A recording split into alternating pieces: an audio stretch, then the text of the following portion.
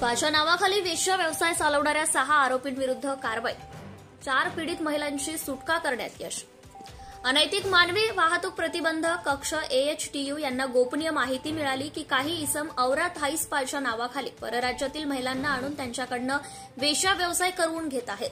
लागलीच AHTU पथकाकडून पंच यांच्या समक्ष एक बनावट ग्राहक सदर स्पावर पाठवले असता त्या ठिकाणी वेश्या व्यवसाय चालवला जात असल्याची खात्री पडताच पथकाकडून Aura Thai spa, SM tower, railway station, ring road, Latur येथे दिनांक 12 एप्रिल रोजी अचानक छापा टाकण्यात आला.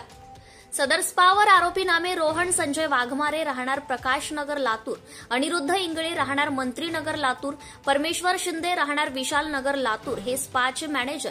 4 शशिकांत विजय कुमार कांबळे राहणार शेल्हा तालुका उदगीर सध्या राहणार लातूर व मदतनीस औदुंबर गोरोबा बंडे राहणार दीपज्योती नगर लातूर, ओमप्रसाद जयवंत शिंदे राहणार डिंकसल तालुका कळंब यांच्या मदतीने परराज्यातील महिलांकडून थाई स्पाच्या नावाखाली स्वतःच्या फायद्यासाठी देह विक्रीचा व्यवसाय करून घेत होते.